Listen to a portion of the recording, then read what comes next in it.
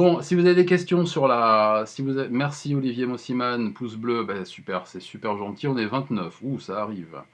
Eh oui, je sais, de me voir en vrai, moi aussi ça me fait bizarre. C'est pour ça que je me montre jamais, hein.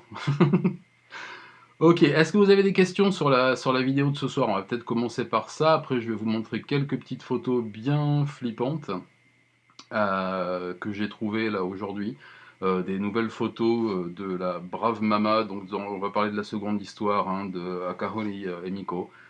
La dame pas formidable qui est à la base de tout ce qui s'est passé, de ce qui est arrivé à ce petit garçon. Geoffroy Lepage, salut, bienvenue et merci à tous d'être là. Bon, bah écoutez, hein, puisqu'il n'y a pas de questions, alors, de toute façon, je vais vous montrer quelques photos, soyez pas trop horrifiés, vous me dites si vous les voyez, on voit plus ma tronche, voilà, la belle Emiko dans ses pérégrinations avec l'argent qu'elle a volé à Allier et à sa famille. Donc des photos qui sont prises pendant ses vacances, pendant ses séjours, le jour de son faux mariage avec un host, donc un, comment dire, un prostitué qu'elle payait à prix d'or avec l'argent qu'elle a volé, voilà, au karaoké. D'accord, oui, bah, merci beaucoup. Ouais, la première histoire est digne d'une série, Colin, je suis tout à fait d'accord. Samir, bonsoir, mais merci beaucoup. Ouais, et vous êtes 29, il n'y a que 17 pouces bleus, mais ça va arriver, vous inquiétez pas. Subarashi, Subarashi. C'est un très beau, un très beau pseudo, ça, ma fille adorerait. Voilà, je vous laisse profiter des photos de cette brave Amico. J'ai trouvé d'autres informations aujourd'hui, j'essaierai de vous en...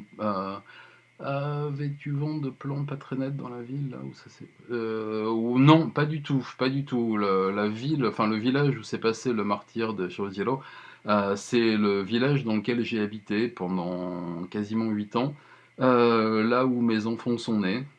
L'école dans laquelle allait Chaudiello, c'est la maternelle dans laquelle ma fille est allée pendant des années. J'ai vu les journaux télé qui parlaient de cette affaire, je me suis retrouvé dans des lieux familiers, ce qui fait vraiment un effet redoutable. Une des maîtresses qui avait Chaudiello dans sa classe, eh ben, c'était une des maîtresses de ma fille aussi. Enfin ouais, c'est une histoire qui m'a mis une claque. C'est pour ça que ça a été un peu compliqué. J'ai coupé tous les programmes en fait. Bon, je vais vous virer les photos de machine là parce qu'elles commencent à me gonfler. Voilà, on l'a assez vu. Salut.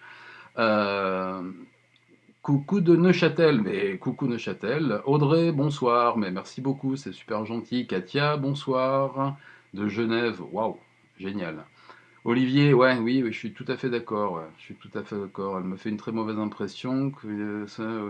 Ouais, ouais, ouais. Après, on va pas juger les gens en leur physique, c'est pas le but. Mais ouais, effectivement, quand j'ai lu son historique, il y avait quand même. Je vais essayer d'éviter de souffler dans le micro. Il y avait quand même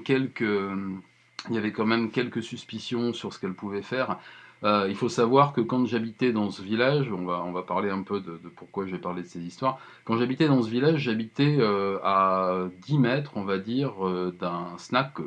Les snacks, c'est comme ça qu'on appelle les bars à hôtesses, on va dire les maisons closes, les bordels, quoi, hein. Avec quelques filles qui étaient très sympas et qui d'ailleurs discutaient à chaque cause, bonsoir, qui à chaque Frédéric, bonsoir. Bon, mais on commence à... Ah, on est combien? 41, c'est cool.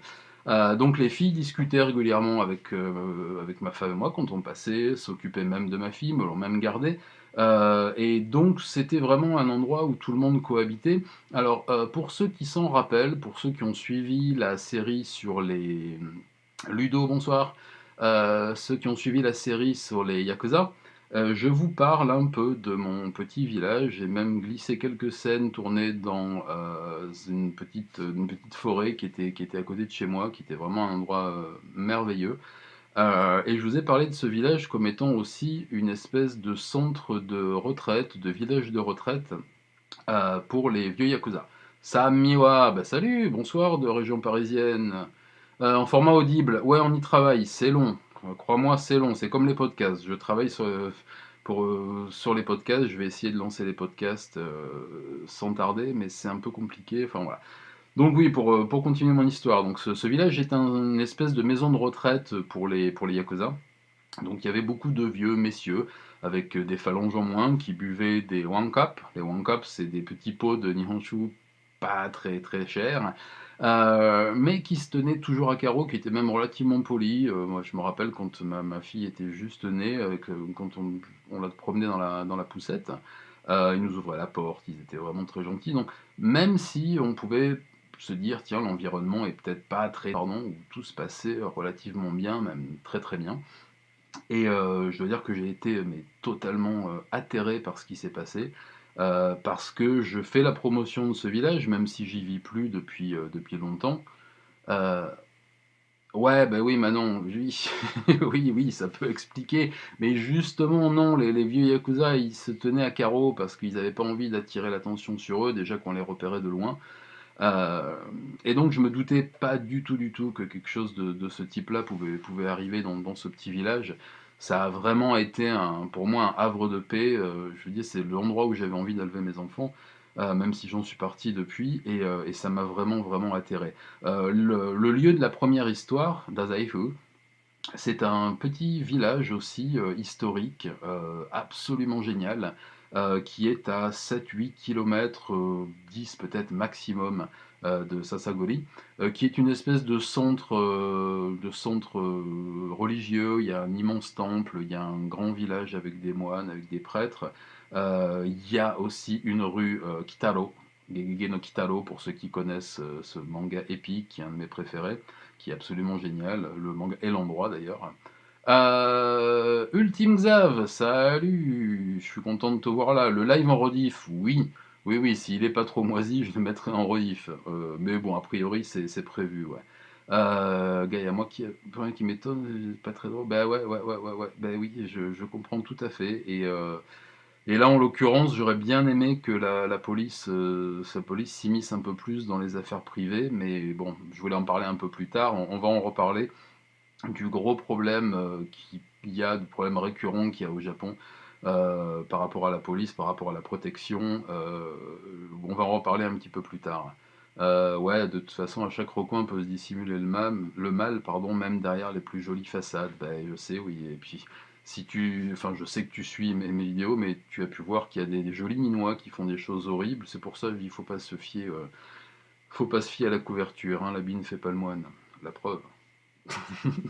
Euh, donc, qu'est-ce que oui, donc Dazaifu, là où a lieu la première histoire, on va peut-être parler de la première histoire, qui est une histoire qui ne m'étonne pas tellement. Alors, ça m'étonne qu'elle ait eu lieu dans un endroit comme Dazaifu, parce que pour ceux qui connaissent un peu les campagnes françaises, quand je suis en France, je vis dans un tout petit village dans les contreforts du Massif central, à la limite du Limousin, dans le Périgord vert, le dernier refuge des loups.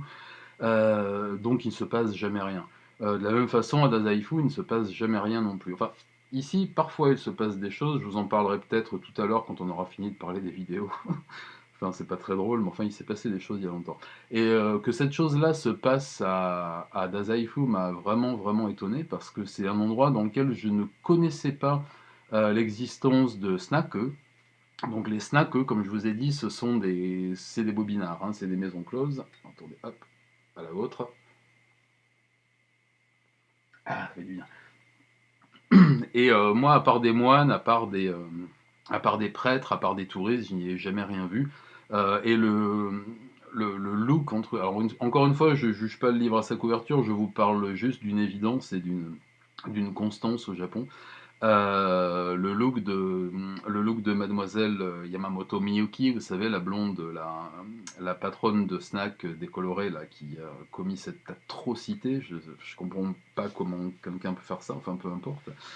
Euh, on n'a pas l'habitude de voir des gens comme ça, c'est totalement improbable. Comment il s'appelle? Kishi Akira, le jeune garçon. Merci Nadia, santé.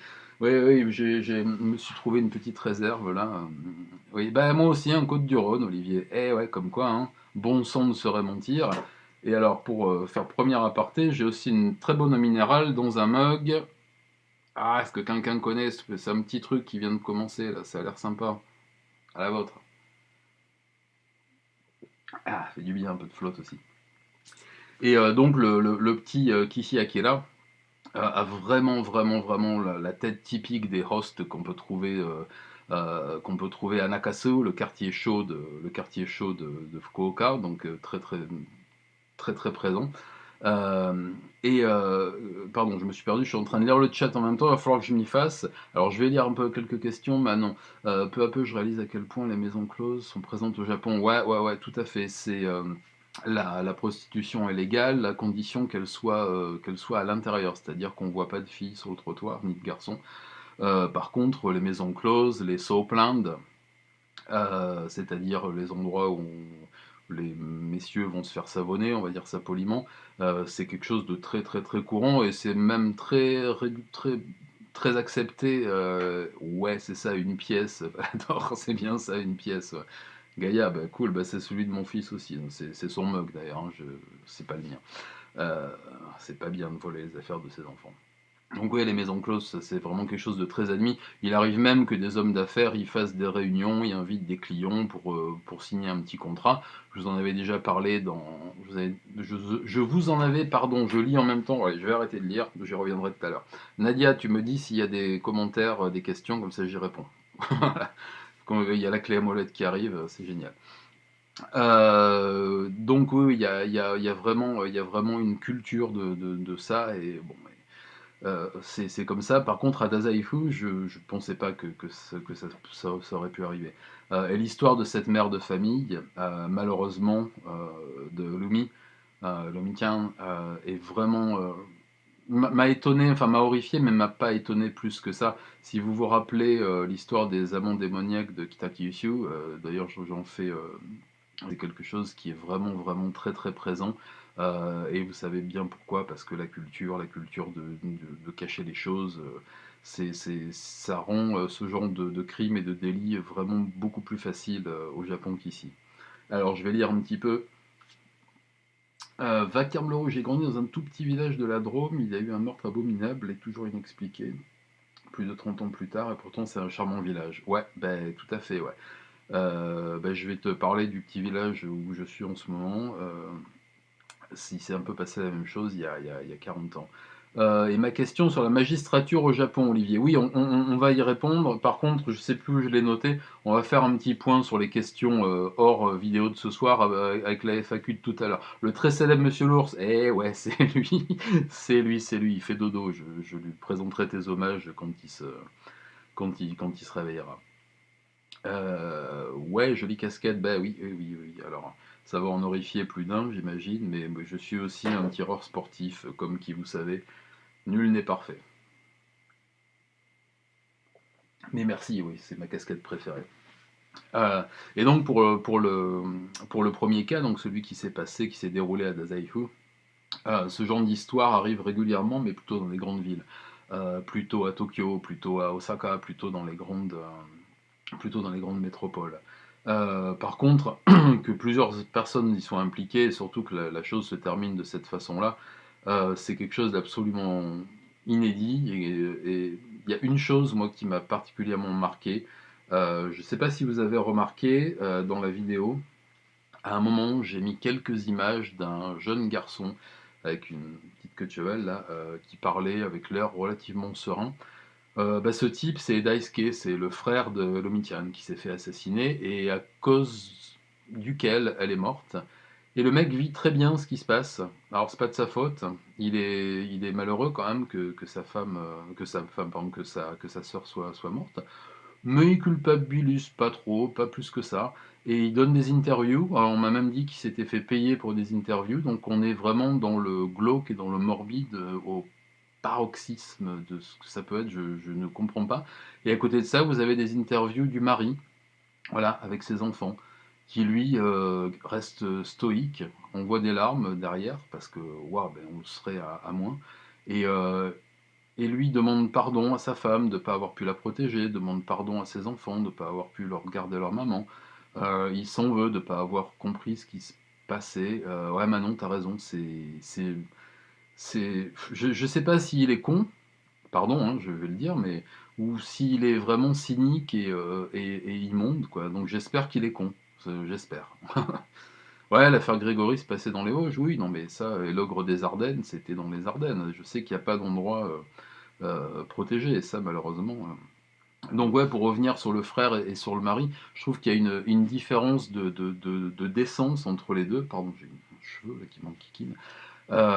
Qui me révolte. J'en parlais avec des amis aujourd'hui euh, qui en ont marre et qui pensent même entamer une pétition pour interdire ce mec d'antenne parce qu'il est en train de se faire du blé sur le dos de la mort de sa sœur, qui lui est, à mon avis, il en est responsable. Dites-moi ce que vous en pensez, hein, mais je pense qu'il est responsable de la mort de sa sœur à 99%. Sam, comment peut-on expliquer l'ennui de ces mères de famille qui partent à la dérive, socialement et psychologiquement parlant, en rapport à la société japonaise, leur lieu de vie, etc. Écoute, c'est un peu, enfin, c'est assez long à expliquer. Je vais essayer de simplifier. La société japonaise, même si elle s'émancipe depuis quelques temps quand même, est quand même très très basée sur un schéma familial assez traditionnel.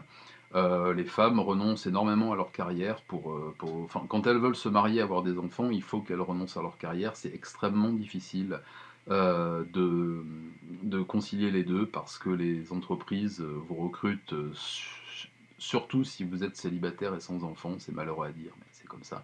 On peut arriver à faire carrière et à mener une vie de famille de front, mais c'est quand même très très très compliqué.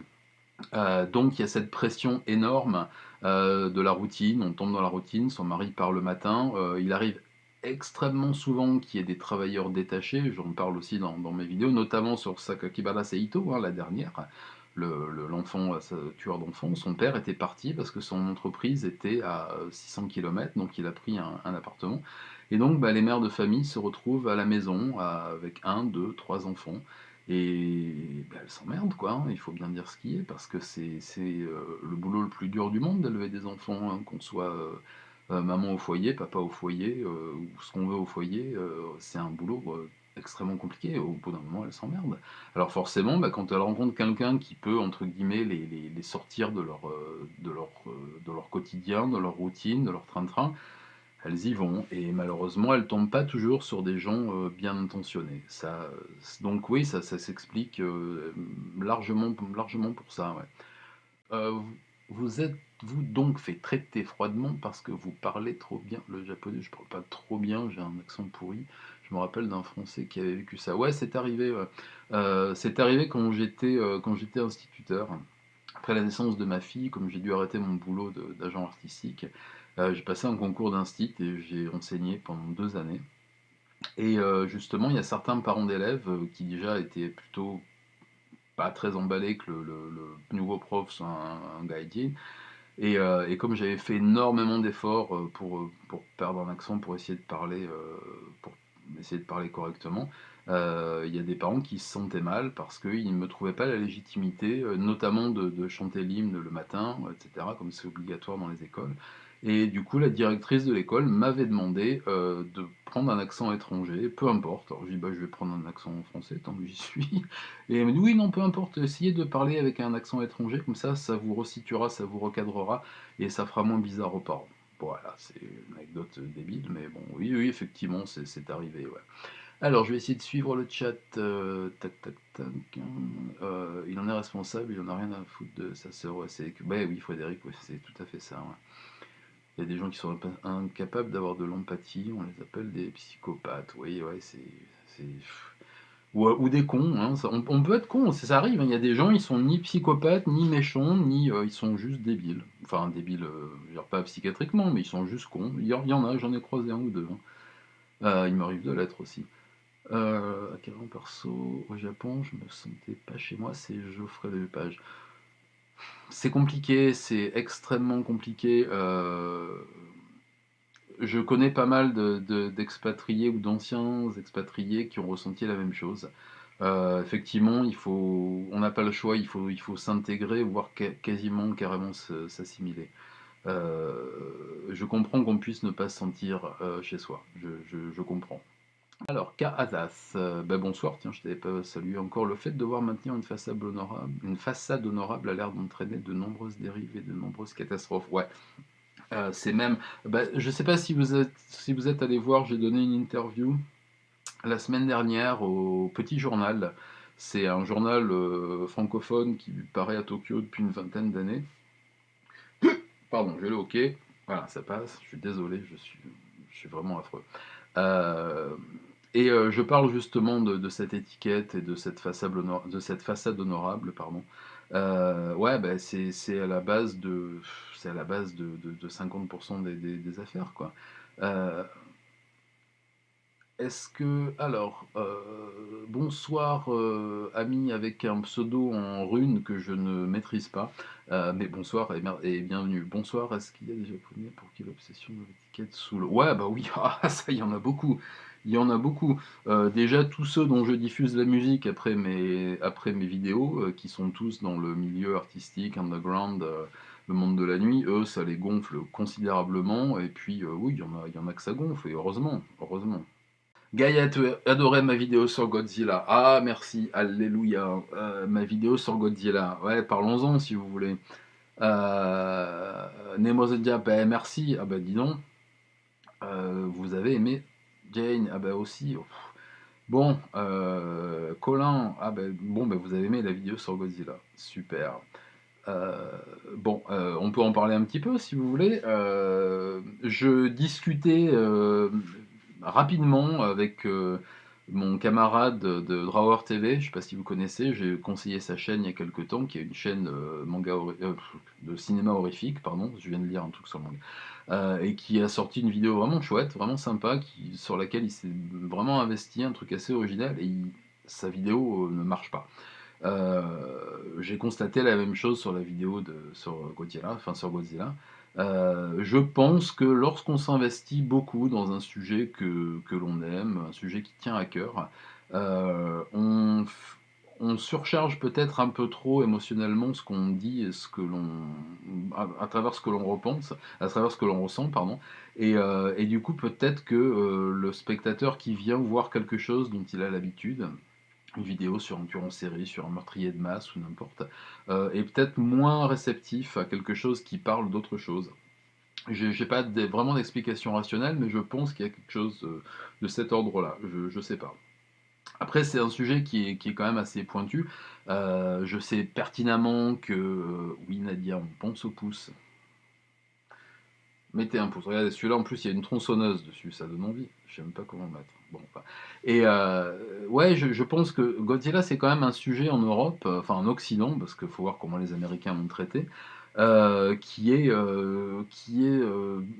perçu comme une espèce de représentation nanardesque d'un truc qu'on n'a pas envie de voir. Alors que, bah non, quoi. Enfin, je sais pas, il y a.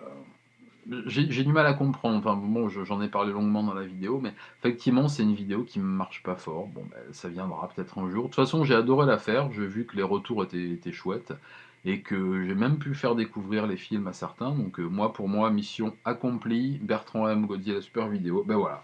Donc, j'ai eu raison. Voilà, voilà. Question rien à voir. Es-tu jeu de rôle papier? Ah là là, Valador, si tu savais. Je crois que j'en ai parlé dans la FAQ, dans la première FAQ. J'ai grandi avec ADD. Alors tu dis Dungeons Dragons, mais à l'époque c'était ADD, Advanced Dungeons Dragons. C'était l'édition qui est sortie en 82 ou 83. À l'époque j'étais au collège, j'étais pensionnaire et on n'avait pas le droit, parce que j'étais chez les jésuites, chez les curés, on n'avait pas le droit de lire Tolkien, de lire Lovecraft, de lire Asimov, tout ça, et on n'avait surtout pas le droit de jouer à Donjons et Dragons, et on y jouait. Et ouais, oui, j'ai été jeu de rôle papier jusqu'à pas très longtemps d'ailleurs, hein. Oui, j'ai masterisé dans pas mal de jeux, ça fait partie de mon histoire, et puis Wargames aussi, Warhammer, enfin ouais, ça a été une grosse partie de ma vie pendant longtemps. C'est vrai que les Yakuza ont une grande emprise sur la justice japonaise. Alors, c'est plus vrai, camarade avec des runes que je ne sais pas lire. C'est plus vrai, ça a été vrai. Pour ça, je te conseille, si tu l'as pas vu encore, la série que j'ai faite sur les Yakuza, où j'en parle. Ils ont plus aucune emprise sur la justice japonaise aujourd'hui. Au contraire, ça leur chauffe même bien aux moustaches, hein. D'ailleurs, oui, je voulais vous dire à propos de la série sur les Yakuza, les membres de l'unité Satsujin, Bertrand M, je vois que tu es là, le savent. J'ai monté un documentaire de 2h45. Alors, ouais, je sais, c'est long, avec un super générique, enfin j'en suis très content, pour une fois que j'aime bien ce que je fais, hein, qui regroupe tous les épisodes pardon, de la série Yakuza.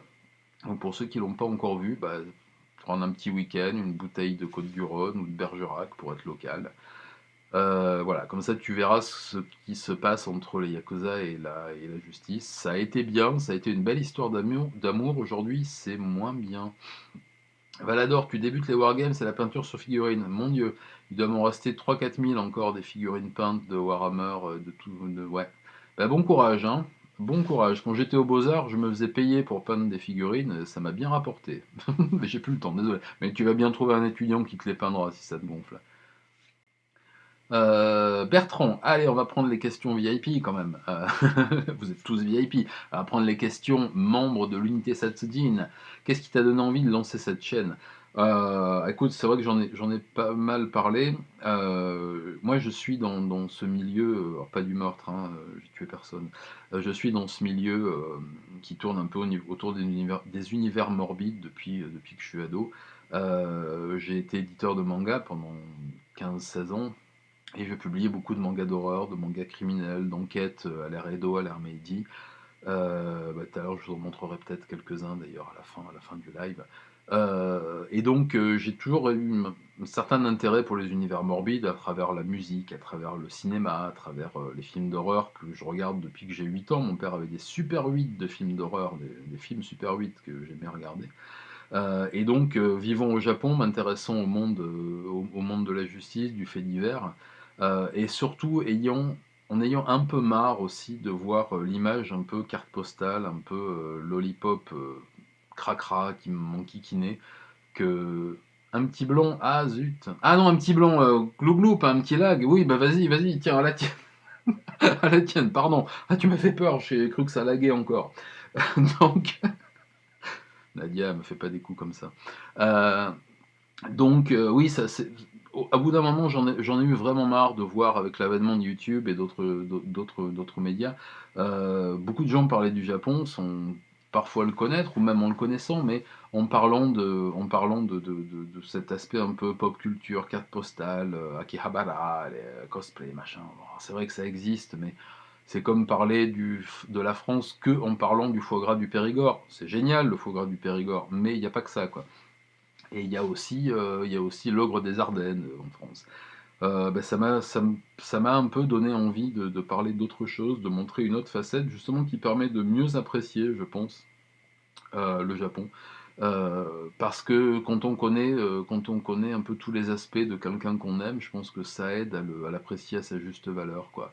On n'est pas amoureux de quelqu'un uniquement pour ses bons côtés, on aime bien ses défauts aussi. Moi, je sais que ma compagne, un peu chiante, mais ben, je l'aime quand même parce que je sais qu'elle est géniale, mais qu'elle est quand même un peu chiante. Voilà. Et ben, le Japon, c'est pareil, c'est ce qui m'a donné envie d'en parler. Ne pas idolâtrer et idéaliser un pays, parce qu'un pays idéal, ça n'existe pas, quoi. Voilà. Et puis les thématiques, bah oui, on va pas se cacher que l'être humain aime les faits divers. Je vous renvoie aux vidéos du Vortex d'ailleurs, qui sont assez géniales, où il y a une vidéo justement de pourquoi on aime les faits divers, et qui est extrêmement crédible. Voilà, et très très intéressante. Jane Kaito, bah merci. Ouais, ouais, ça a été long, hein. Ah là là, la série sur les Yakuza, j'ai cru que je m'en sortirais jamais. Fun fact, attention, ouais, j'ai pas de générique, je vais boire un coup. Fun fact sur la vidéo sur les Yakuza. Les images que vous voyez dans les vidéos de cérémonies d'intronisation, je sais pas si vous les avez en tête, où on voit les parrains, on voit tout le monde réuni. Ce sont des vidéos que je me suis procurées par le biais de deux gangs que j'ai contactés pour leur demander l'autorisation, parce que je suis pas fou, et qu'on m'a envoyé, voilà, en pièce jointe, avec l'autorisation de les utiliser, de les exploiter. Donc, sur les, je sais plus combien, on doit avoir 40 50 000 vues sur les vidéos, il y a au moins deux trois vues qui ont été faites par des membres de gangs, voilà. Fun fact, super, c'était pas intéressant. Euh, alors, on va prendre d'autres questions. J'en étais où, j'en étais où? Est-ce que tu... Alors bon, Jane Kate, est-ce que tu comptes un jour quand tu entends interviewer des meurtriers? Alors, Mais à cause du... Ouais, c'est ça, c'est ça, c'est ça, c'est ça. Sheila Takahashi, je vais l'interviewer. Euh, ouais, il y a eu le Covid. J'en ai parlé dans cette interview. Il y a eu le Covid, mais il y a aussi le fait qu'en voyant les vidéos de ce mec-là, je me suis demandé si j'avais vraiment envie de me retrouver face à lui. Je sais pas si vous avez vu la tronche qu'il a, euh, mais je sais pas. Moi, j'ai toujours eu beaucoup de mal avec les interviews de tueurs en série quand elles sont quand elles sont mal menées, genre Monsieur Boubourg, hein, qu'on prenne qui peut. Pour moi, c'est pas des interviews, c'est un fan qui va voir son idole. Moi, bon, il a été condamné à mort, on en parlera un jour. Effectivement, j'ai pas pu y aller à cause du Covid. S'il n'y avait pas eu le Covid, je ne sais pas si je serais allé le voir quand même. Mais je vais faire des interviews, c'est prévu, mais de tueurs, je sais pas. C'est quand même leur donner une fenêtre qui me dérange un peu. Euh, donc non, je pense, ah, ça m'étonnerait. Ça m'étonnerait. J'ai eu l'opportunité de voir d'anciens détenus que j'y suis pas allé parce que je sais pas, Sagawa par exemple, tout le monde me demande un truc sur Sagawa. Je l'ai croisé dans des soirées punk à Kabukicho. On m'a dit tiens vas-y c'est Sagawa Issei, il parle français. Je lui ai dit super ouais, ouais, ouais bah oui il parle français ouais. Mais j'ai pas envie de le voir. Non, par contre, des interviews, ouais, je vais en faire. Bah, comme j'en ai parlé récemment, je devais faire 2 journées d'immersion avec la police métropolitaine de Tokyo.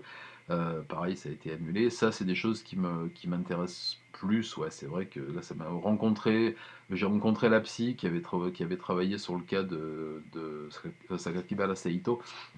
Ça, c'est intéressant parce qu'on apprend des choses, on arrive à voir l'affaire sous un autre angle. Rencontrer des tueurs, je suis pas persuadé, je suis pas persuadé. Alors, Olivier Mossiman, oh le foie gras c'est ultra bon. Bah attends, si tu parles à un périgourdin, garçon, je vais pas dire le contraire, hein.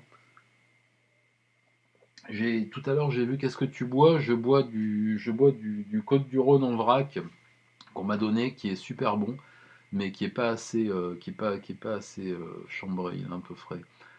Takada, Morpho, j'ai adoré ta collaboration avec Michael de Poissy. Ben ouais, quel mec, t'as acheté son livre Fatalitas. Fatalitas, c'est normal. C'est un pur génie, c'est un grand ancien. Voilà, c'est un des derniers grands anciens. Moi, j'ai commencé à me faire tatouer il y a. Ouah, quel âge j'ai 50 ans. Il y a 35 ans. Ouais, j'ai commencé à me faire tatouer il y a 35 ans. Chez Tattoo Family à Bordeaux, qui a été un des premiers tatoueurs à s'installer. Et Michael est arrivé à peu près à cette époque-là, à l'époque où il y avait 10 tatoueurs en France et où il fallait faire 500 bornes en bécane pour se faire piquer, où les mecs avaient pas de gants, pas de masque, où ils avaient le cigare entre les dents et on buvait de la bière et c'est limite s'ils te désinfectaient pas au Jack Daniels, quoi. Voilà, j'en suis pas mort. C'est vrai qu'aujourd'hui, le côté clinique des studios tattoo en Europe, je suis pas ultra fan, mais bon. Ce sont les runes du prénom Floki. Ok, ok, super. Bah écoute, ouais, bah c'est bien. Ah, bah, joli prénom. Est-ce que tu as eu un témoignage d'un japonais qui a été dégoûté de son voyage à Paris? Un témoignage? Aïe, aïe, aïe. Ah ouais, si j'en avais qu'un, ce serait bien. Ouais, je dois en avoir 648 000 à peu près, dont certains plutôt épis, quoi. Bah, le premier témoignage que... Allez, hop, euh, story time encore.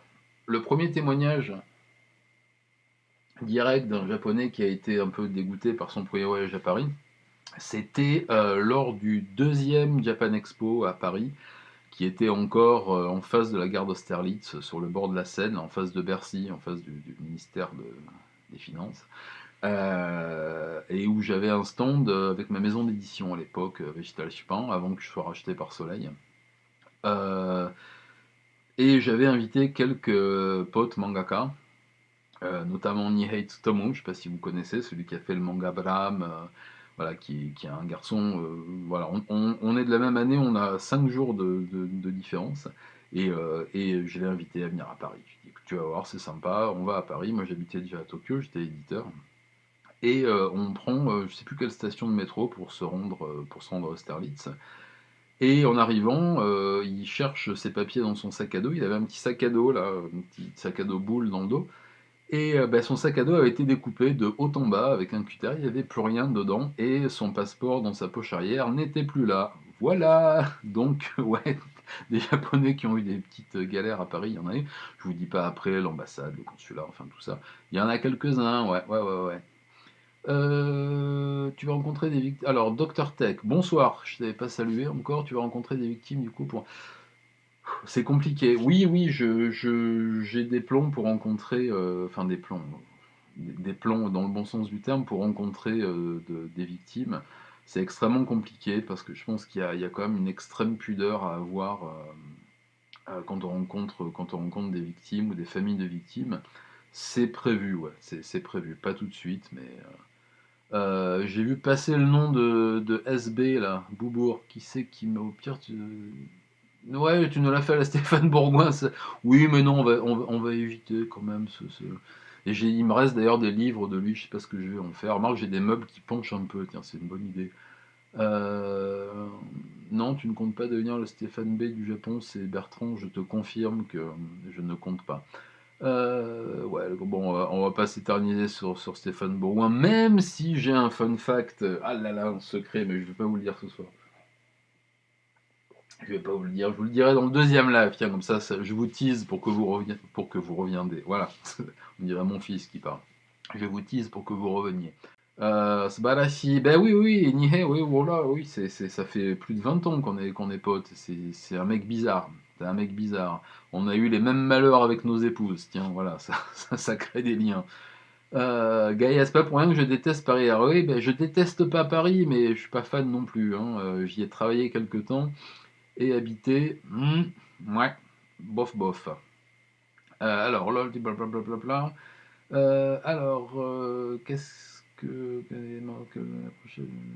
Ouais, ouais, ouais, Jane, t'as raison, il y a des mangakas qui sont très approchables, comme tu dis, mais jusqu'à ce que je vende ma maison d'édition, il n'y a pas si longtemps que ça, moi j'encourageais mes artistes enfin mes artistes, non, mais mes auteurs, les auteurs qui étaient publiés par ma maison d'édition, à communiquer le plus possible avec les lecteurs. Moi je trouve ça ultra important, c'est pour ça que j'aime YouTube aussi.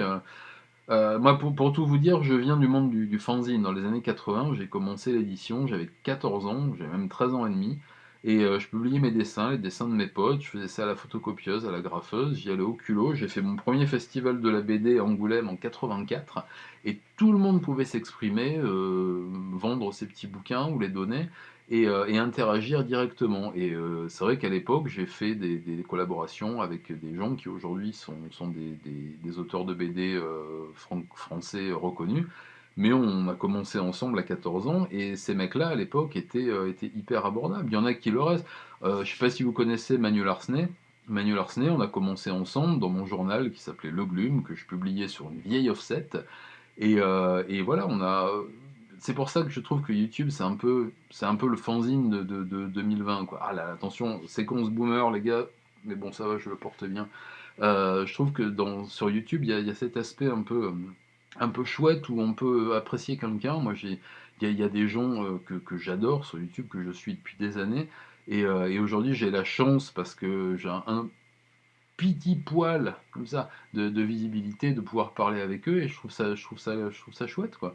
Donc ouais, ouais, il y a des mangaka qui sont approchables, et heureusement, parce que enfin, quand tu es cinéaste, dessinateur, mangaka, illustrateur, chanteur, n'importe quoi, tu sais ton métier, c'est tout, hein. Moi, mon plombier, il est très abordable aussi, et pourtant il est génial, hein. Hâte de savoir le fun fact sur Stéphane Bourgoin, Jane. Ouais, ouais, ouais, mais prochain live, promis. Promis, promis. Mais ouais, c'est sympa, c'est sympa, c'est sympa. Dr Tech, alors tu fais quoi du coup comme métier au Japon aujourd'hui? Tu es éditeur ou écrivain? Ben, j'étais éditeur jusqu'il n'y a pas longtemps. J'ai vendu ma maison d'édition. Ensuite, je me suis entièrement consacré à l'illustration, qui est mon vrai métier. Moi, j'ai fait les beaux-arts. Donc c'est mon métier, c'est dessiner, illustrer.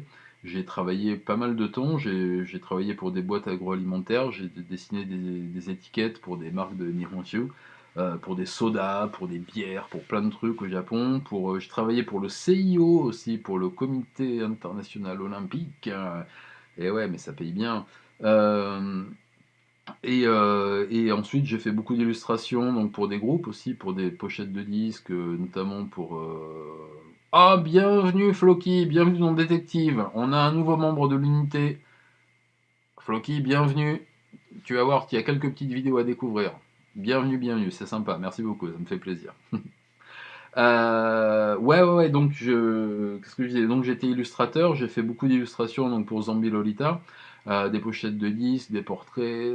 J'ai travaillé pour quelques groupes de métal aussi en Scandinavie, pour Rungar, Rongeur en français, qui j'ai fait les pochettes des derniers albums, des CD, des vinyles.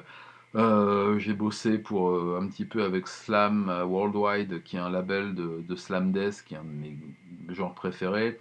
Travaillé avec Chainsaw Castration, castration à la tronçonneuse, un groupe de death anglais. Voilà, j'étais illustrateur. Et puis ouais, je suis auteur. J'ai bossé, j'ai fait pas mal d'articles.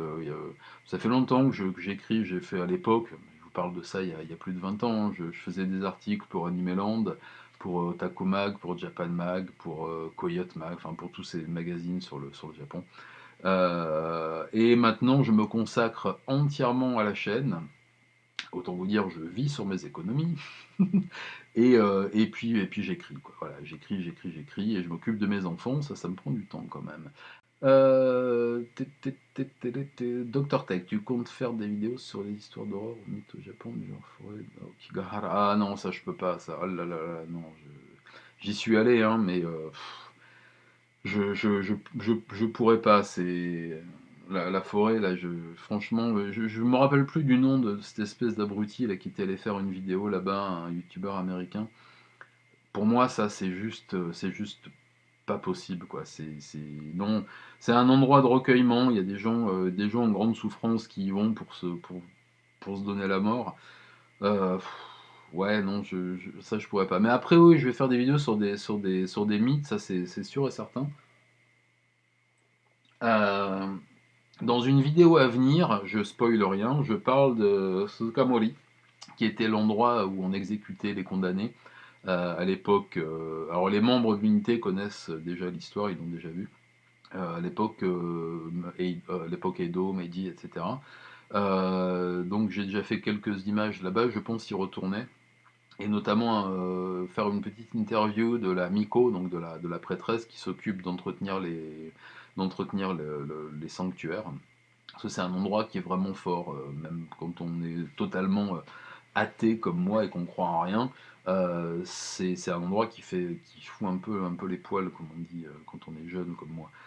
Ouais, non, oui, je vais en faire, tout à fait, hein, tout à fait. Et des vidéos hors sujet, oui, j'en ferai d'autres. J'en ferai d'autres. On m'a demandé une vidéo sur les potes de Gauthier, je les ferai. Logan Paul, voilà, merci Floki, c'est ça, ouais, bah, qui retourne où il est.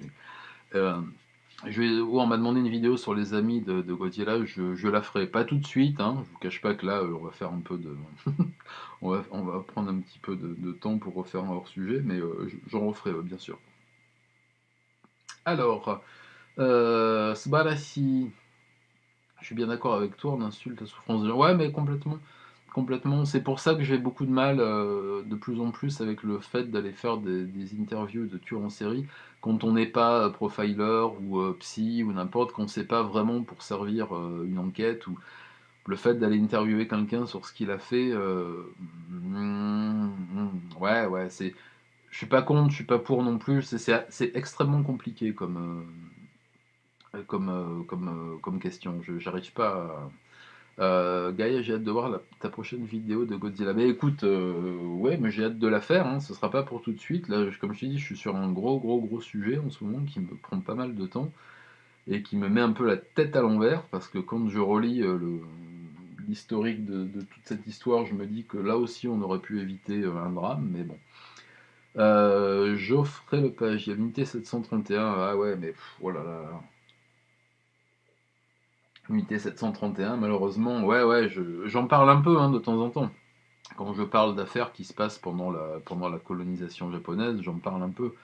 Mais c'est compliqué, c'est compliqué, c'est des sujets ultra touchy, et il y a tellement de lourdeur là-dessus, c'est très très compliqué, voilà, c'est très très compliqué. Bertrand M, cher membre, combien te prend de temps la réalisation d'une vidéo de 30 minutes entre les recherches, le montage? Ouf. Euh, Ça dépend de quelle vidéo en fait.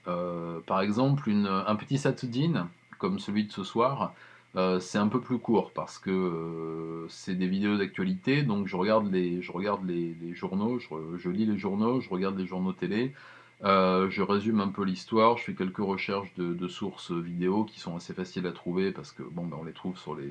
Donc ça me prend à peu près 2 jours de recherche, d'écriture et de tournage, enfin d'enregistrement pour la voix et une journée pour le montage, donc on va dire 3 jours.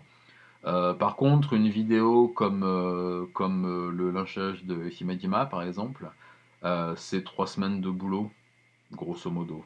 Voilà, parce que ça prend énormément de temps. C'est très très long. La vidéo sur les Yakuza, je sais même pas combien de temps ça m'a pris, parce que là ça se compte en mois. J'avais commencé les recherches et l'écriture en 2019, je crois, si je dis pas de bêtises, avec des tonnes de notes, parce que moi je suis un gars à l'ancienne, je prends des notes sur des carnets, sur des post-it, j'ai toujours une tonne de machins avec des notes et tout. Et donc, ouais, j'avais commencé en 2009, c'est vraiment très très long. C'est vraiment très très long. Et donc là, je peux même pas compter en termes de semaines ou de mois. Mais après, voilà, les petits Satsujin, ça va un petit peu plus vite. Instagram, Satsujin 1, oui, c'est ça, Nadia. Merci beaucoup. Et je vous y attends, vous verrez, j'y mets plus de contenu. Et Twitter aussi, vous n'oubliez pas de venir sur Twitter. Alors, le Twitter, attendez, c'est un peu. La prochaine fois, je mettrai des trucs avec le Twitter, c'est Alt Satsuji, il n'y a pas de N, 7575 21 36. J'ai pas eu le choix dans l'adresse, hein. Donc, ouais, au lieu d'interviewer les criminels, alors Aude, bonsoir Aude, je t'avais pas vu encore, je crois. Merci beaucoup d'être là. Au lieu d'interviewer les criminels, serait-il possible d'interroger les membres de l'enquête? Mais oui, justement, c'est ce que je disais. L'interview de criminels, c'est pas quelque chose qui m'intéresse plus que ça. Par contre, ouais, les interviews de policiers, de profilers. Alors, il n'y a pas à proprement parler de profiler au Japon. Il y a une unité de entre guillemets profilage, mais qui pour l'instant est pas formidablement efficace. Mais oui, les interviews de policiers, c'est tout à fait prévu et c'est ce qui m'intéresse le plus, avec effectivement peut-être des victimes ou des familles de victimes, mais pour l'instant, voilà, j'hésite encore. Des psys qui ont travaillé sur les dossiers, des avocats qui ont plaidé pour les familles des victimes, voire pour les meurtriers. Et là, par contre, ça me dérange moins parce qu'on aborde le côté légal de la chose et n'importe quelle personne a le droit à un avocat, et ça m'intéresse, ouais. Ouais, tout à fait. Dr Tech, tu t'appuies sur la page spécialisée archives compte rendu policier quand tu fais des vidéos ou tu récoltes Non, non, non, non, je pas les médias traditionnels, TV, journaux, oh là là, les journaux télé, je m'en sers d'illustration, c'est-à-dire que je récupère les images de NHK, ANN, FNN, Shirotike, enfin pas mal de chaînes d'information. Je récupère les images. Après, pour le reste, je lis la presse. Quand c'est des histoires, là je parle pour les petits satidines, hein, pour les histoires qui se sont passées, enfin les affaires qui sont passées il y a 1, 2, 3, 4 semaines. Je lis la presse, Asahi Shimbun, Mainichi Shimbun, etc. Ou la presse écrite, je suis peut-être totalement naïf, je fais un peu plus confiance à la presse écrite que, qu'aux journaux télé, et alors encore plus aux médias en ligne. Mais voilà, c'est comme ça que je travaille pour les petits satellines. Par contre, pour les satellites traditionnels, ouais, là, c'est les archives, les archives, les archives. Je vous en avais déjà parlé quelques fois, mais je travaille beaucoup sur les dossiers déclassifiés de la police. C'est-à-dire qu'un dossier qui a plus de 50 ans, il est déclassifié, donc il est consultable par n'importe qui, soit en ligne, soit dans les locaux. Et il y a également une mine d'or pour moi, qui est le Yokohama Media Center, qui est le centre des archives médias de Yokohama. Pour quelques euros, on peut avoir accès à des vieilles archives, donc vidéos, ciné, journaux, écrits, essais, etc. on trouve des perles. Je me base là-dessus, sur les rapports d'enquête, les comptes rendus d'audience, les comptes rendus d'audition aussi quand ils sont disponibles. Ça, c'est super, super, super intéressant parce que lire les comptes rendus d'audience d'un criminel avec les questions du policier, ça apprend énormément de choses qui sont pas forcément dites après dans les échanges au tribunal.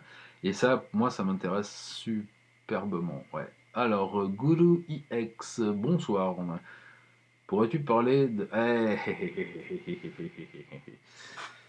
Oui, oui, à Sahara Shoko. Je vous dis que je suis en train de travailler depuis quelques mois sur un truc glauque. Voilà. Allez. Sam Miwa. Euh, Est-ce qu'il y a des faits divers ou criminels français connus au Japon ou par les Japonais? Assez peu en fait, assez peu. C'est vrai que l'histoire française, la France, ça jouit d'une certaine image de marque, plus ou moins justifiée, ça j'en sais rien, mais par contre non, les criminels français, non, si j'ai entendu, ah mince, quel groupe? Zut, il y a un groupe qui avait fait une chanson qui s'appelait Landru, Landru, mince, j'ai oublié, c'est pas Loudness, enfin c'est un groupe de métal des années 90 qui est... Donc Landru est peut-être un peu connu, non, mais après les criminels français, ils dépassent rarement les frontières, et c'est tant mieux, hein. Je préfère qu'on exporte du pinard que des tueurs en série, hein. Geoffroy Lepage, Issei Sagawa est connu au Japon. Ouais, ouais, mais Issei Sagawa, c'est pardon, un criminel japonais. Ouais, c'est compliqué, Issei Sagawa. Je vais en parler dans mon prochain livre. C'est très compliqué à traiter comme sujet. Ouais, c'est un. Alors, vous savez, je suis publié chez Camion Noir, qui est un excellent éditeur. Le directeur de la publication, qui est un pote, un ami même, Nicolas Cassio, enfin Nico Clos, a correspondu avec Issei Sagawa pendant une dizaine d'années. Il publie des vidéos de Sagawa de temps en temps sur sa chaîne Serial Pleasures. Je comprends qu'il puisse s'intéresser à ce gars-là. Moi, vous le savez, j'ai pas d'affection ni de fascination pour ceux dont je parle. Bien au contraire. Donc, ouais, il est connu au Japon pour ses meurtres en France. Après, je trouve que le traitement dont il a bénéficié est juste scandaleux, quoi. Jen Kaito Dupont de Ligonnès, c'est connu au Japon, je ne sais pas, il y est peut-être. Il y est peut-être. Ouais, ouais, c'est un peu Charlie du pont de Ligonnès. C'est triste d'ailleurs de se marrer de ce mec-là, parce que ça n'a rien de drôle, mais c'est vrai qu'à force, ouais, ça tourne au gag, ouais. Divine Missima, bonsoir, c'est cool que tu sois là. Bah dis donc, tu fais un travail remarquable au passage, mais merci beaucoup. Bah, tu fais des commentaires remarquables. Je suis désolé. Alors d'ailleurs, c'est pour toi, Divine Missima, mais c'est pour tout le monde. Je peux pas répondre à tout le monde parce que il y a des jours, j'essaie de répondre à un maximum de commentaires. Et là, ça va faire vraiment, vraiment, vraiment super Snoopy, mais ça me prend 2 heures pour répondre à 25-30 commentaires. Malheureusement, je peux pas répondre à tout le monde, mais croyez que je lis un max de commentaires. Et j'essaie de répondre le plus possible. Mais Divine Mishima, ouais, merci pour tes commentaires. Ils sont toujours vraiment intéressants et je les lis. T'inquiète pas, je te réponds de temps en temps, mais je les lis. Euh, Bonsoir, est-ce que le Japon est un pays sûr? Golo X, bonsoir Golo X. Ouais, ben oui, oui, c'est un pays sûr, sauf effectivement pour les catastrophes naturelles, les tsunamis, et certains meurtres dont je parle trop souvent pour rendre le pays attractif. Non, je rigole, oui, oui, c'est un pays sûr, c'est un des pays les plus sûrs du monde. Tu peux te promener en toute quiétude un peu partout. Par contre, les tsunamis, oui, oui, ben malheureusement, un triste anniversaire là, il y a 2 jours. Oui, faut s'habituer. Je vous cache pas que la première fois que vous vivez un tremblement de terre au Japon, moi, ça m'est arrivé, je crois, une semaine et quelques après mon installation. On fait pas le malin, mais on s'habitue, voilà. On s'habitue à tout de toute façon, hein. Alors, Divinissima, parce que là, le chat, c'est pareil, le chat s'affole un petit peu, je crois qu'il y a un lag de fou. Est-ce qu'il y a une cellule en guise de prévention pour les Japonais qui voudraient mettre fin à leur jour? Ouais, malheureusement, oui et non. Il y a des associations qui s'en occupent. Concrètement, le gouvernement, la police, les services sociaux n'ont pas vraiment de programme prévu à cet effet. Par contre, il y a des assos qui s'en occupent. C'est un peu comme en France, malheureusement. Euh, C'est malheureusement souvent des associations qui font le meilleur travail, alors que ce serait un travail à faire par les autorités et par le gouvernement, mais il y a quelques associations qui s'en occupent. Bon, c'est pas, voilà, des gens qui veulent mettre fin à leur jour, malheureusement, ils le font. C'est comme partout, on n'est pas dans la tête des gens. Et souvent, il y a, avec le temps qui commence à avoir coulé un peu entre mes guibolles, je me rends compte que c'est les gens qui crient au désespoir, au suicide, souvent sont juste dans un mal-être et cherchent de l'écoute, cherchent à exprimer le mal-être qui est en eux. Par contre, ceux qui mettent fin à leur jour, et j'en ai connu malheureusement quelques-uns parmi mes amis, n'en parlent jamais. Voilà, et donc c'est extrêmement difficile à détecter. Ouais. Dr Tech, le mal du pays, ouais, on va en parler. En fait, le mal du pays, il y a un phénomène, alors je ne sais plus comment on l'appelle, ça a un nom scientifique. Lorsqu'on part dans un pays, quand on s'expatrie, on est hyper enthousiaste. On arrive, on découvre tout, on a l'impression de jouer au Monopoly parce qu'on paie avec une monnaie qui n'est pas la sienne, donc on ne se rend pas compte de ce qu'on dépense. On découvre la nourriture, les gens, la langue, le paysage, tout. Et on est dans une espèce d'euphorie qui dure comme ça pendant 1 mois, 2 mois, 3 mois. Et le troisième mois, on a un énorme coup de bambou derrière la tête et on tombe dans une méga déprime. Et là, on veut rentrer, on rentre à ma maison, comme disait Cartman. On déprime à mort. On a le mal du pays. Et ça, c'est une période ultra compliquée à vivre. Alors, mais une fois qu'on a réussi à passer ce cap, après, normalement, ça se passe bien. Non, j'ai plus le mal du pays parce qu'en fait, j'y ai fait ma vie. Donc, le pays, je pense qu'on peut être de 2 pays, ou 3 pays, ou 4 pays, mais je me sens autant chez moi au Japon qu'en France. Puis bon, voilà, j'ai ma famille, j'ai une maison, non, non, j'ai plus le mal du pays. Mais ouais, il y a ce syndrome là des 3 mois qui est redoutable, hein, qui te prend. Wow, c'est terrible. Sam Miwa, une vidéo fait divers directement sur le terrain est-elle prévue quand le contexte sanitaire le permettra? Oh, un petit rototo. Ouais, ouais, bien sûr que c'est prévu. C'est toujours prévu. Il y a ma vidéo en immersion avec la police métropolitaine de Tokyo qui est toujours prévue, qui a été repoussée, malheureusement. Mais oui, oui, c'est prévu. Malheureusement, pour l'instant, bah, je devais assister à 2 procès d'assises aussi. J'ai pas pu y aller parce que c'était fermé. Donc oui, oui, c'est bien sûr que c'est prévu. Et il me tarde d'ailleurs, il me tarde. Sobarashi, peux-tu mettre un lien pour qu'on puisse acheter ton livre? Non, je peux pas mettre. Enfin, je peux mettre un lien vers mon éditeur si vous voulez l'acheter directement chez lui. Après, si vous voulez l'acheter, me l'acheter directement avec une dédicace, c'est un petit dessin. Envoyez-moi un message sur Twitter, sur Insta ou sur le groupe Facebook et je vous dirai comment on fait. Sinon, c'est sur le site de Camion Noir. Mon éditeur, c'est Camion Noir. Didier, pardon, à quand le prochain Good Case? Cold Case, je pense. Le prochain Cold Case, je travaille dessus. Il sera un petit peu moins impressionnant que le dernier, où il y a eu beaucoup de morts. Celui-là, c'est un mort, mais ouais, je travaille dessus. Il va arriver dans 1 mois et demi, 2 mois, parce que là, je vous cache pas que j'ai déjà 2 mois de vidéos de prête. Nadia, non, j'ai toujours pas mangé. Non, bah écoute, je mangerai plus tard. Non, mais j'ai grignoté des trucs tout à l'heure, t'inquiète pas. Je te rappelle que je me suis tapé 250 bornes en voiture pour aller chercher cette saloperie de modem 4G là, qui m'a planté en plein milieu pour un prix défiant toute concurrence. Donc j'ai cassé une petite graine avant de revenir vers 6h30, mais ça va, je tiendrai le choc, t'inquiète pas. Mais c'est gentil de t'en parler. Ouais. J'ai un peu faim, ouais, c'est vrai. Dr Tech, la garde à vue au Japon, c'est aussi dur que ce que l'on raconte, pression, etc. Surtout si t'es étranger. Non, pas surtout si t'es étranger, pour tout le monde. Hein. Mais ouais, ouais, la garde à vue au Japon, c'est un truc totalement hallucinant. C'est déjà 3 semaines de garde à vue sans avoir forcément un mandat du procureur ou un chef d'inculpation, par contre, pardon.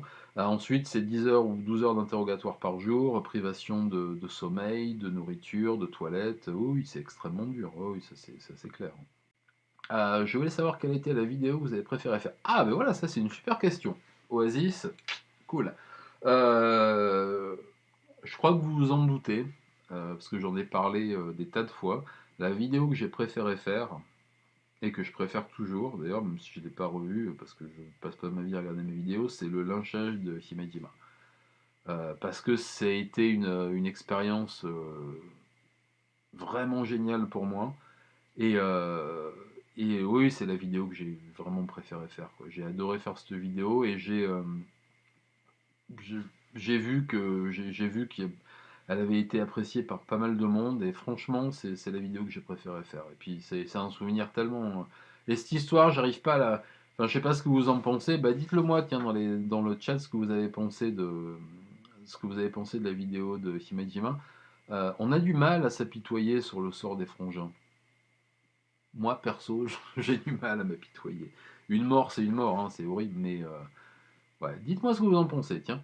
Alors, Jane, un coin paradisiaque au Japon pour toi. Ben, Kyushu. Ah, mais l'île de Kyushu, c'est l'endroit le plus merveilleux au monde. Mais vraiment, vraiment le plus merveilleux au monde. Les paysages sont féeriques, sont magnifiques. La ville de Sasagoli, dont j'ai parlé ce soir, enfin le village, avec la deuxième affaire, ou d'Azaifu, là où j'habitais, c'est vraiment un endroit splendide. C'est à flanc de montagne, au pied de la mer. C'est vraiment splendide.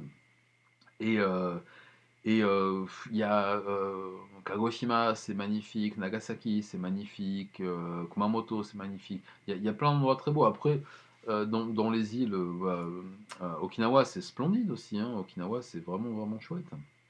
Hokkaido, c'est chouette, faut aimer quand ça caille, mais c'est vraiment très chouette. La semaine prochaine, attention, la vidéo se passe à Hokkaido, je compte sur vous, prison, Hokkaido, je vous donne des indices. Alors ça, le coin le plus craignos au Japon, c'est où? Wow, il n'y a pas beaucoup. Ouais, si. Mais tu sais, le centre-ville de Tokyo, ce qu'on appelle le Tokyo Ninjusan, le Tokyo 23, les arrondissements, il y a des endroits. Moi, je suis pas fan de Shinjuku, par exemple, c'est ultra touristique, c'est dense. Il y a du monde partout. J'aimais mieux quand j'étais petit, mais là, ces derniers temps. Et puis après, à Saitama, il y a des espèces de cités dortoirs qui sont vraiment, vraiment pourries. Il n'y a rien, quoi. C'est triste, c'est glauque, c'est du béton, c'est horrible. Alors, Sam, on recommence les questions. Au Japon, ils ont une bête du Gévaudan, genre Dogman Biffood National. Alors, oui et non. Il y a des animaux, enfin des créatures fantastiques. En fait, si on part, alors je vais prendre une base Shinto. Je suis pas très très fort en bouddhisme parce que comment dire, mon ex belle famille et la famille de ma compagne, enfin, les gens qui sont proches de moi sont plus proches du Shinto. Mes enfants sont baptisés Shinto d'ailleurs que du bouddhisme. Mais dans la mythologie Shinto, les animaux sont des bêtes fantastiques parce qu'ils ont la capacité de se changer en humains, de se changer en bêtes fabuleuses, de prendre une autre apparence. Donc ouais, oui, il y en a. Et après, une fois de plus, et puis bon, il y a les yokai aussi. Faudrait que je vous en parle d'ailleurs, tiens, parce que j'avais publié un livre sur les yokai à l'époque où j'étais éditeur et auteur. Je vais essayer de le ressortir et je vais peut-être vous en faire. Ah ben tiens, je vais vous en faire gagner, tiens. La semaine prochaine, je concours après la vidéo, je vous ferai gagner mon livre sur les yokai. Voilà.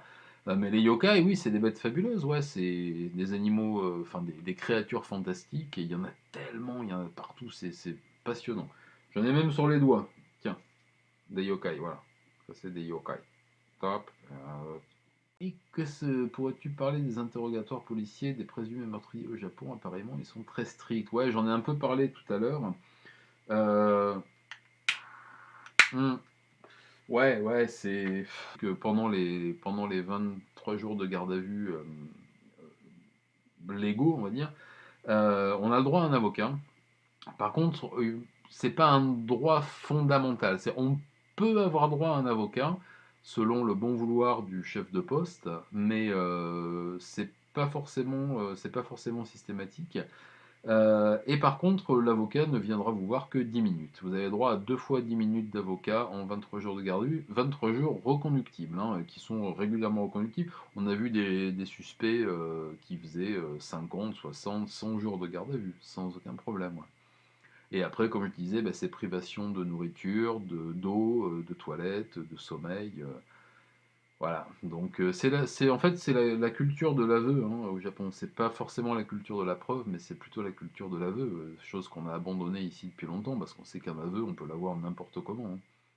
Boupi, c'est la première fois que je discute dans un chat en direct. Je suis désolé si la question a déjà été posée, mais as-tu des collaborations avec d'autres youtubeurs? Oui, oui, oui, j'en ai parlé tout à l'heure, mais il n'y a aucun problème. Oui, j'ai des collaborations qui arrivent, dans 2 semaines, qui vont en étonner plus d'un, je pense, mais que j'ai adoré faire. Et il y en a d'autres encore à venir. Oui, oui, tout à fait. J'aime bien faire des collabs. Je sais pas pourquoi, j'ai toujours aimé ça. Depuis le début de la chaîne, j'en ai pas fait beaucoup, mais celles que j'ai fait, celle pour la dernière vidéo de Yakuza, par exemple, avec Michael et Az, ça a été un kiff total, quoi. J'adore ça. Bosser avec des mecs talentueux, pour moi, c'est. Tu fais l'éponge, quoi. Tu vois, tu prends un peu de leur talent et c'est tellement bien, quoi. C'est tellement bien. Oh, il va y avoir plein d'autres collabs qui arrivent. J'adore les collabs. Et j'aimerais bien faire des collabs avec des abonnés en plus, tu vois, ça c'est un truc qui me plairait beaucoup. Les membres de l'unité, ça fait des semaines que je vous dis que j'attends vos suggestions et vos petites vidéos. J'aimerais bien collaborer avec vous aussi. Alors, Floki, ce serait dans les combien en euros un Nihonshu avec très grande qualité?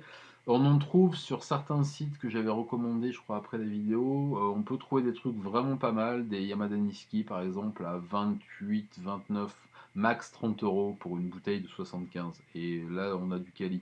Les machins à 7-8 euros, il faut éviter, franchement, c'est de l'acide de batterie, hein. Oui, Nadia, on pousse, tout à fait, tout à fait, tout à fait. Merci, merci. On est encore 33, c'est pas mal. C'est ton entreprise qui paie. Ah bah tiens, hein? Voilà, t'as bien de la chance. Moi aussi, c'est mon entreprise qui paie. Mais le problème, c'est que l'entreprise, c'est moi. Rue des Fontas, il y a un prochain classique d'avant-guerre, je vote pour. Oui, oui, il va y en avoir, bien sûr. Bien sûr qu'il va y en avoir. C'est ma période préférée, hein, comme vous le savez. L'ère Meiji, enfin le 19e, début du 20e, jusqu'à la fin de la guerre, des années 50-60, c'est vraiment les périodes que je préfère traiter parce qu'il y a tellement de choses à dire. Et puis la période est tellement riche, surtout, vous savez bien, la période 45, 46, 47, l'immédiate après-guerre, c'est vraiment.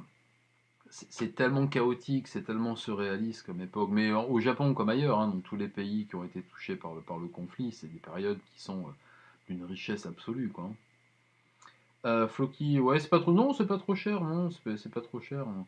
Ton sanctuaire Shinto préféré, celui de Sasagori où mes enfants ont été baptisés, il est magnifique, il est tout petit avec un énorme confrier qui a 300 ou 400 ans. Il est splendide. Alors, j'ai attrapé mon carton à dessin. Hop là, mon carton à dessin. Voilà. Il est vieux, tout pourri, plein d'autocollants. Il y en a des deux côtés. Non, on va pas parler économie mondiale à 0h20, Dr Tech, t'as tout à fait raison. T'as aimé le nouveau Blade Runner? Ouais, ouais, il existe. Il est pas mauvais, hein, mais il existe, quoi. Est-ce qu'il y avait vraiment besoin de faire une suite? Je pose la question. Mais oui, Blade Runner, cœur, mais oui, mais oui, mais oui, mais oui, mais oui. Native, première fois que tu participes Mais oui, mais c'est le premier live que je fais, voilà. Et pour la question, d'habitude je vis au Japon, là je suis en France en ce moment. Voilà. Allez, on y va? J'attrape la première pochette.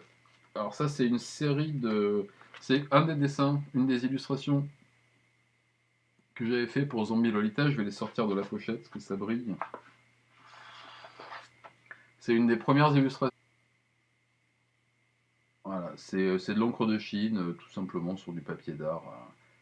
Voilà, ça c'était une des premières illus que j'avais fait pour eux.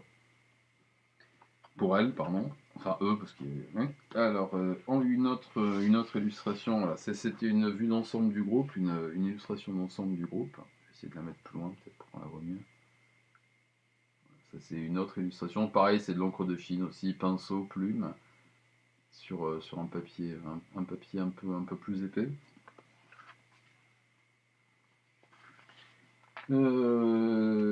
J'attrape la suite. Un portrait d'une des membres de Zombie Lolita aussi. Voilà, j'avais fait un portrait pour chacune des musiciennes. Hop. Alors, je suis désolé, elles sont toutes dans des pochettes. Voilà. Ça, c'est encore une autre des musiciennes aussi, un petit portrait avec maquillage. Qui faisait partie de... C'était dans le booklet de leur 4e album, je crois.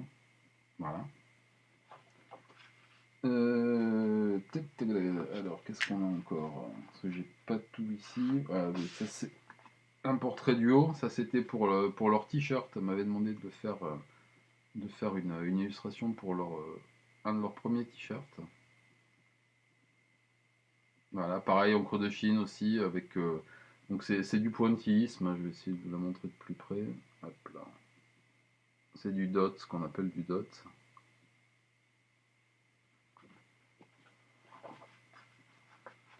Alors, on passe. Alors ça c'est un autre. Je sais pas ce qu'elle fait. Euh, Hop. Alors ça c'est pour les portraits. Je sais pas ce que j'ai encore dans mon carton. On improvise, hein, on est en plein impro. Voilà. Ah bah tiens, voilà, je vous ai parlé, je faisais des pubs et des étiquettes. Ça c'est le genre de dessin que je fais pour des pubs, par exemple. Voilà. C'est un autre genre. Voilà, désolé, je cache. Euh, Alors ça fait partie. Alors j'essaie de, je vais lire. De... Non, je suis pas sur ArtStation. Ah ben merci beaucoup, merci beaucoup, merci beaucoup. Ouais, c'est des mères de famille rangées, Sam, t'as raison, elles ont toutes mon âge. Voilà, mais ça c'est une série que j'avais fait sur le Shibari, voilà, donc on aime ou on n'aime pas, mais voilà, j'ai assisté à beaucoup de spectacles et j'aimais bien dessiner des filles qui venaient faire ces spectacles, qui sont toutes des filles vraiment, vraiment très très cool, qui ont un boulot pas fastoche, parce qu'il y a quand même des spectateurs un peu malsains, mais les filles sont vraiment chouettes. Et donc voilà, j'aurais promis de faire une expo sur leur boulot. C'est un des premiers dessins que j'ai fait in situ. Je crois que j'en ai d'autres. Et voilà, en voilà un autre. Ça c'était pendant la deuxième séance, je crois. Il y a le micro qui est devant. Vous me dites si vous voyez bien. Voilà. Donc pareil, c'est toujours de l'encre de Chine. Encre de Chine, plume, pinceau. Que je fais moi-même d'ailleurs, j'en ai fait au fur et à mesure. Hop là, une autre vue. Je sais pas, hop là, j'essaie de me centrer un petit peu. Donc toujours sur la même. Alors je les ai pas toutes parce que j'en ai vendu pas mal depuis. C'est des illustres que je fais pour des expos. Ça c'est nul.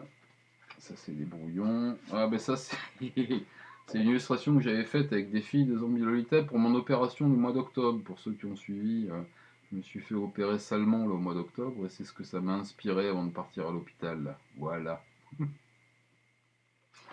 Elles ont aimé. Allez, bon, j'ai pas tout, peut-être pas tout déballé, mais qu'est-ce que j'ai encore dans ce petit carton à dessin? Ah bah tiens, oula. Par contre, j'espère que je vais pas me faire, strike avec ça. Bah tiens, un autre Shibari, plus, hop là, voilà, un peu plus simple, un peu plus simple. Même s'il est plus de minuit, c'est pas possible. Je vais avoir des ennuis. Ça non plus. Oh là là, ah oui, c'est vrai, je dessine des trucs quand même. Des trucs bizarres des fois. Ah bah ça, je peux vous montrer. Ça, c'était une illustration pour une marque de Nihonshu qui n'a pas été retenue. Je me demande pourquoi. Donc c'est voilà. Je continue les recherches approfondies. On a quoi? Non, ça c'est pas montrable. Désolé, il y a des trucs qui sont pas montrables. Oui, j'y vois, oui, je viens de voir ton message. Ah, petite pub pour du Nihonshu, donc c'est une bouteille de Nihonshu, voilà. C'est bête, mais pardon, là on voit pas très bien. Hop, hop. Alors la suite. Désolé, il est tard et j'y vois plus grand. Alors, ok, c'est bon, je suis revenu sur. Alors ouais, ça c'est toute une série que j'avais fait pour un théâtre kabuki. Donc on m'avait demandé de faire une série de masques. Donc ça fait partie de tous les masques que j'avais fait pour cette série. Il m'en reste quelques-uns. Il y en a beaucoup qui ont été vendus, mais voilà, c'est. Hop. Ah. Alors attendez, je vais essayer de prendre de l'autre côté. Ça, oh, pardon, je tape sur le micro. Ça c'est des petits dessins de Caman. Des petits dessins de Caman, donc de blason. Pareil pour une autre expo. Hop là, une expo de commande. J'en ai un taquet. Voilà, avec des daikons. Les trucs que vous voyez, c'est des daikons, des gros radis. Voilà. Bon, après, voilà, c'est toujours la même chose. On dirait un alien un peu celui-là, mais c'est un daikon. Hein, c'est un peu bizarre. Ça, c'était des esquisses que j'avais fait pour une pub, pour un alcool au café. Il m'a demandé de faire des singes qui boivent du café. Voilà, donc c'est des singes qui boivent du café. Ça, c'est de la calligraphie, c'est pas très intéressant. Encore des singes qui boivent du café. Oui, j'ai passé un mois à dessiner des singes qui boivent du café. Alors ça, voilà, ça c'est d'autres illustrations pour une exposition commémorative, voilà, sur l'histoire, on le voit, ouais, j'essaie de le mettre là. Hop, voilà. Donc ça, c'est pareil, j'en ai toute une série, vous voyez, ça brille, c'est de l'encre de Chine aussi.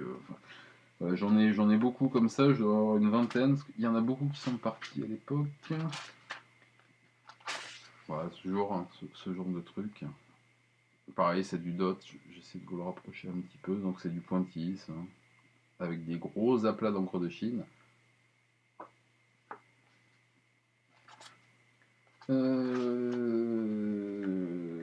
Des lignes électriques, ouais, j'avais fait le moment, je sais pas, j'étais obsédé par les lignes électriques, donc j'ai dessiné plein de lignes électriques, c'est pas très intéressant, mais bon.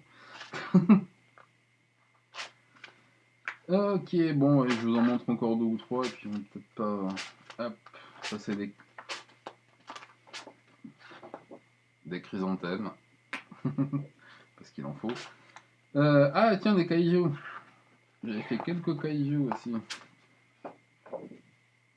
Des kaiju, hop. Ah non, voilà. Quelques kaiju. Parce que les kaiju, quoi. Tiens, encore un.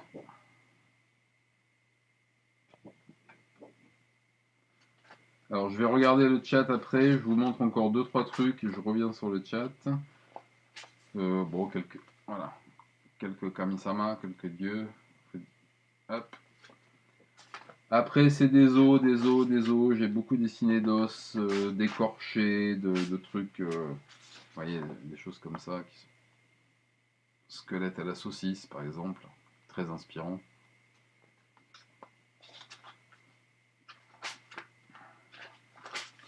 Voilà, des dessins avec des nonos, des nonos, des nonos. Parce que, pourquoi pas. Allez, on en fait encore deux ou trois. Tiens, des vertèbres. C'est intéressant, les vertèbres. Qui n'aime pas les vertèbres? Franchement, avec des yeux au milieu. Franchement, c'est bien, les vertèbres. Hop, allez. Ah, oui, bon, celui-là, je peux pas...